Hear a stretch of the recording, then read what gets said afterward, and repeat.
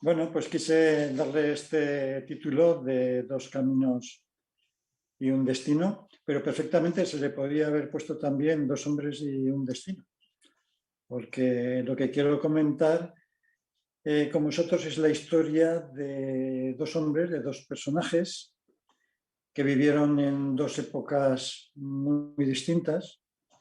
Fueron dos caminos diferentes, muy diferentes, pero los dos con una misma finalidad, con un mismo destino, y es ese camino hacia Dios, ese camino hacia el Señor, un camino de servicio.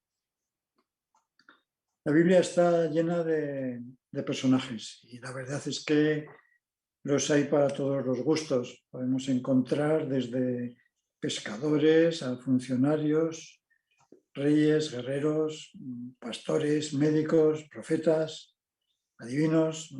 Tenemos cantidad de personajes, ¿verdad? Pues de todos estos yo he elegido dos. Y son dos personajes que me gustan por su forma de ser y su forma de pensar. Me identifico con ellos, con uno un poquito más que con el otro, pero los dos me encantan. Uno de ellos es el rey David y el otro es San Pablo. El rey David es un personaje que me fascina. Y no fue rey por elección del pueblo, ni mucho menos, ni tampoco se eligió de una forma democrática, ni tampoco lo pusieron allí los militares, ¿no? Sino que fue un rey elegido por el mismo Dios. Dios lo elige. Seguramente que nosotros nunca lo hubiésemos elegido como rey. Primero, por su edad, pues era muy joven. Y tampoco lo hubiéramos elegido porque pues era una persona sin apenas mucha cultura, sin experiencia. Según la escritura, pues se dedicaba a cuidar las ovejas. Entonces, perfectamente podemos pensar cómo va a poder gobernar un pastor de ovejas, ¿no? Y encima joven sin ninguna experiencia. Sin embargo, fue ungido por orden de Dios y fue ungido para ser el futuro rey de Israel. ¿Por qué lo eligió Dios? ¿Por qué eligió a David? ¿Qué vio Dios en David? Pues Dios eligió a David porque vio su corazón y observó una serie de cualidades que lo harían un buen rey. Dios ve el interior y Dios ve hasta dónde puede llegar una persona. A pesar de todo, su vida, según la Escritura, la encontramos llena de errores. Y no me quiero recrear en ellos porque fueron muchos, sino que simplemente pues lo digo porque así lo relata la Escritura.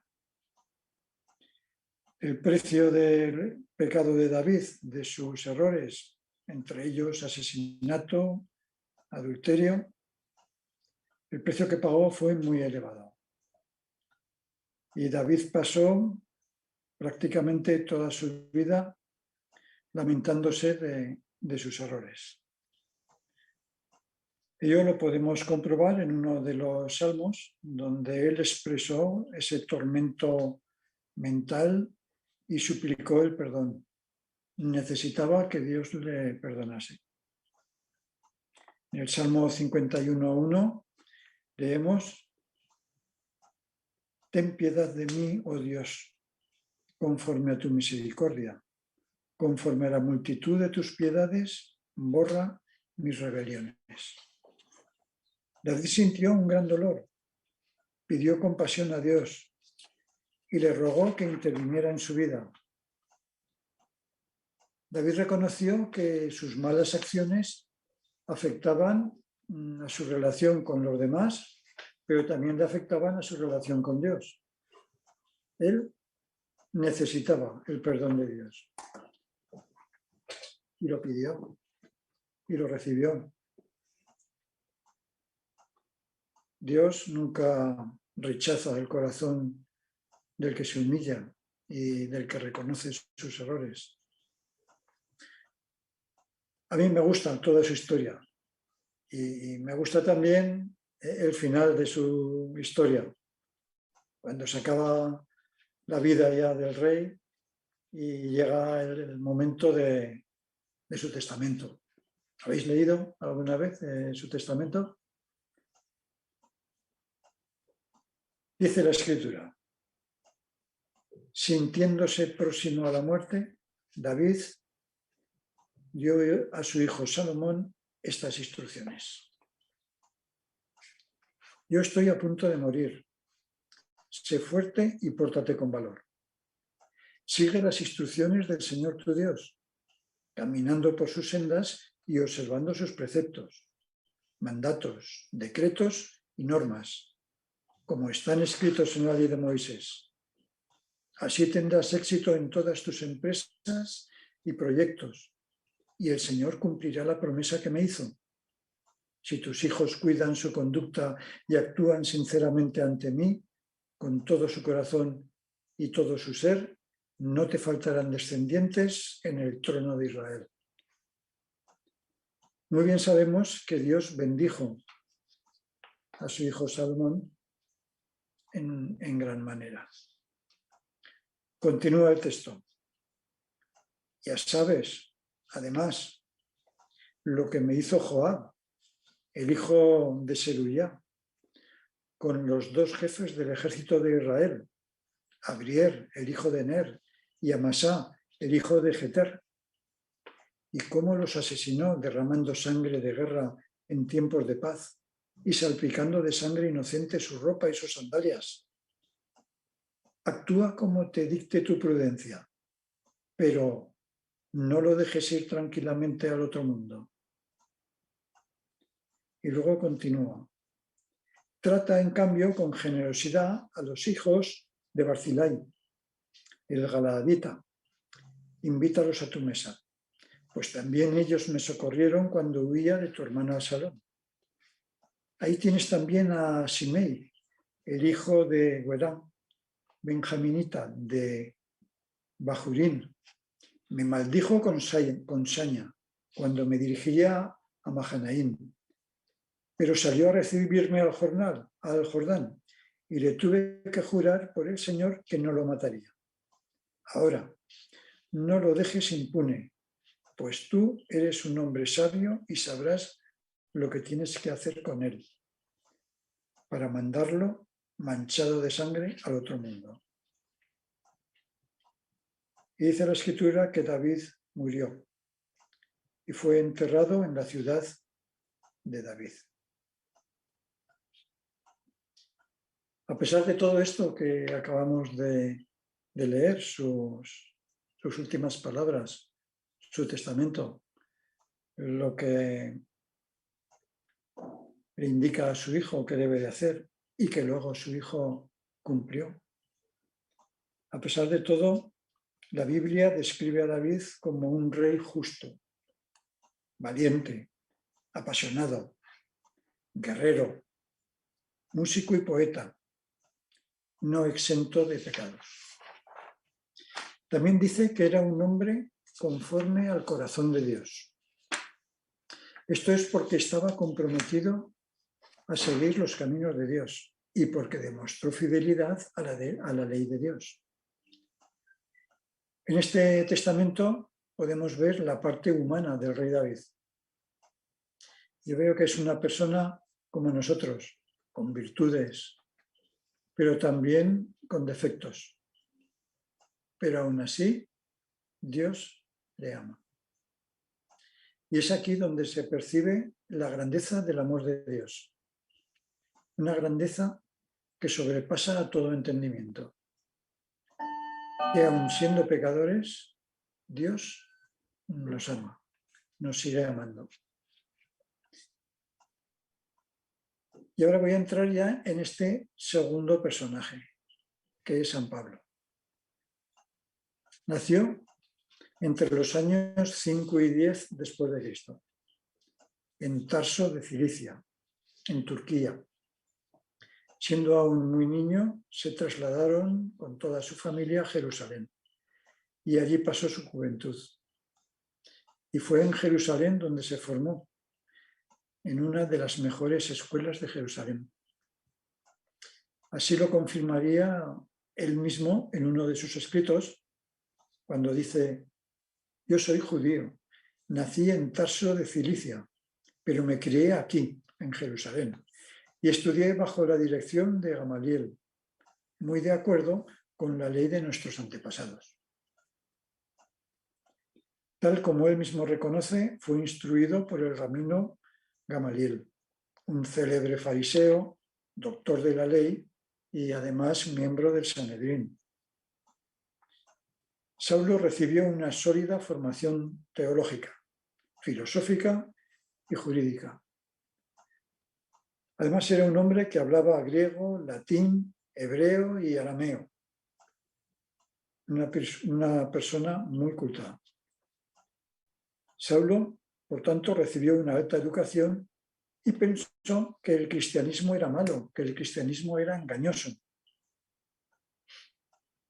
Sobre su linaje y su forma de ser, él dice que fue circuncidado el 8º día, del linaje de Israel, de la tribu de Benjamín, hebreo de hebreos, y en cuanto a la ley, fariseo. En cuanto al celo, perseguidor de la Iglesia. Y en cuanto a la justicia de la ley, irreprensible. Posiblemente su nombre de Saulo derivaba de Saúl, el rey que también era de la tribu de Benjamín, igual que él. Pues desde esta elevada posición y su estrecha relación con el Sanedrín, Saulo acosaba a los nuevos creyentes. Esta afirmación la encontramos en el libro de Hechos, que dice: y Saulo asolaba la iglesia y entrando casa por casa arrastraba a hombres y a mujeres y los entregaba en la cárcel. Hasta es posible que Saulo escuchase a Jesús enseñar en Jerusalén y como era miembro del Sanedrín, posiblemente se sentó para juzgar a Jesús en su prueba antes de la crucifixión. Y ahora preparaba una gran campaña.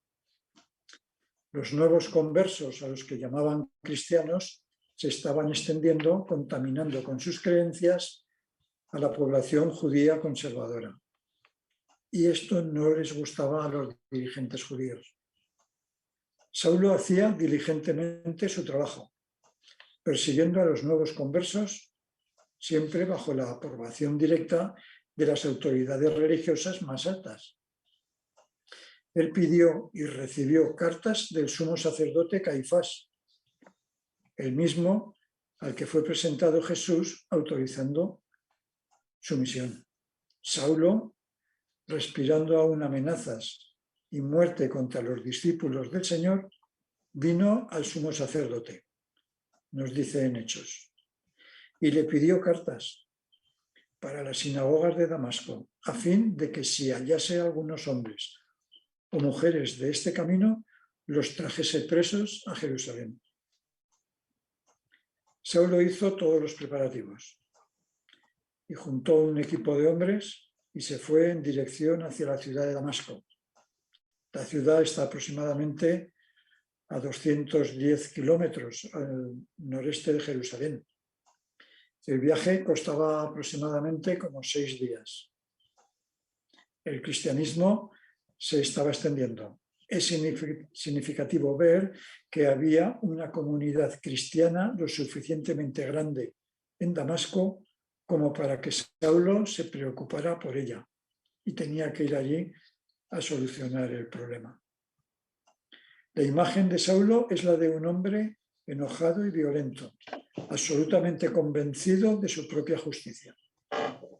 Un antiguo libro apócrifo de finales del I siglo describe a Saulo como un hombre de estatura moderada, cabello crespo, piernas combadas, ojos azules, grandes cejas fruncidas y nariz larga. A veces parecía hombre y a veces parecía ángel. ¿Creéis que nosotros o alguno de aquellos judíos cristianos hubiese elegido a Saulo como líder para la extensión del cristianismo? Pues con todas estas cualidades no era la persona más apropiada. Nosotros nunca lo hubiésemos hecho, igual que tampoco hubiéramos elegido a David como rey. Pero, ¿qué vio Dios en Saulo? Dios ve los corazones, Dios ve el interior. Dios vio las posibilidades que tenía este individuo para realizar un trabajo a su servicio. Dios ve mucho más allá que el ojo humano. Dios ve el futuro. Por eso eligió a David y por eso eligió a Saulo, ante todas las dudas de aquellos primeros cristianos, porque Dios sabía lo que Saulo, Pablo, sería capaz de hacer. Por eso salió al encuentro con Saulo, un encuentro cara a cara. Saulo no estaba buscando a Jesús cuando Jesús salió a su encuentro. Saulo iba en dirección a Damasco con sus hombres, con carta blanca del Sanedrín para sofocar la rebelión cristiana. Anteriormente persiguió a los cristianos, participó en la lapidación de Esteban, el primer mártir cristiano. Tras la ejecución se dirigió a Damasco con una autorización especial para encarcelar a todos los cristianos que encontrara en la ciudad. ¿Pero qué ocurrió? Dice la Escritura que, mas yendo por el camino, aconteció que al llegar cerca de Damasco, repentinamente le rodeó un resplandor de luz del cielo. Y cayendo éste en tierra, oyó una voz que le decía: Saulo, Saulo, ¿por qué me persigues? Él dijo: ¿quién eres, Señor? Y le dijo esa voz: yo soy Jesús, a quien tú persigues. Dura cosa te es dar coces contra el aguijón. Él, temblando y temeroso, dijo: Señor, Señor, ¿qué quieres que yo haga? Y el Señor le dijo: levántate y entra en la ciudad y se te dirá lo que debes de hacer. Y los hombres que iban con Saulo se pararon atónitos, oyendo a la verdad la voz, mas sin ver a nadie. Entonces Saulo se levantó de tierra y abriendo los ojos no veía a nadie. Así que llevándole por la mano le metieron en Damasco, donde estuvo 3 días sin ver y no comió ni bebió. En este encuentro con Jesús, Saulo aprendió el evangelio que predicaría durante toda su vida. Saulo recibió instrucciones del mismísimo Jesucristo. Así lo afirma en el libro de Gálatas, que el evangelio anunciado por mí no es según hombre, pues yo ni lo recibí ni lo aprendí de hombre alguno, sino por revelación del mismo Jesucristo. A partir de ese momento, la vida de Saulo daría un giro de 180 grados. En aquella época, cuando un señor compraba un esclavo, le cambiaba el nombre, poniéndole un nombre nuevo, como signo de que su estado ya no es el mismo que el de antes. Este cambio de nombre de Saulo a Pablo indica que él, un judío normal, un antiguo perseguidor de los cristianos, ha pasado a ser un siervo, un esclavo especial de Dios para el servicio de salvación de los gentiles. Ahora Pablo ha pasado a ser un siervo, un esclavo de Dios y del Señor Jesucristo. Y cuando llega el final de sus días, él hace reflexiones y hace unas reflexiones muy interesantes. Reconoce que estar junto a Cristo lo es todo en la vida. Él dirá, pero las cosas que para mí eran ganancia, las he considerado pérdida a causa de Cristo. Y aún más, considero como pérdida todas las cosas en comparación con lo incomparable que es conocer a Cristo Jesús, mi Señor. Por su causa lo he perdido todo y lo tengo por basura, a fin de ganar a Cristo. Primera de Timoteo, Pablo explica el gran amor y misericordia de Dios para con todos los que aceptan al Señor Jesucristo. Y se pone él mismo como ejemplo, cuando dice, habiendo yo sido antes blasfemo, habiendo sido perseguidor e injuriador, mas fui recibido a misericordia porque lo hice por ignorancia, por incredulidad. Pero la gracia de nuestro Señor fue más abundante con la fe y el amor que es en Cristo Jesús. Palabra fiel y digna de ser recibida por todos, que Cristo Jesús vino al mundo para salvar a los pecadores, de los cuales, dice, yo soy el primero. Pero por esto fui recibido a misericordia, para que Jesucristo mostrase en mí el primero toda su clemencia, para ejemplo de los que habrían de creer en él para vida eterna. De la vida de estos dos hombres, estos dos personajes, podemos deducir que es Dios quien nos busca. No fueron ellos los que fueron a buscar a Dios, fue Dios el que fue a buscarles a ellos. En el Evangelio encontramos una frase dicha por el mismo Jesús que dice, yo estoy a la puerta y llamo. Dios puede alcanzar a personas que nosotros pensamos que están muy lejos de Él. Con frecuencia dejamos a ciertas personas y pensamos que ellos nunca vendrán a Jesús.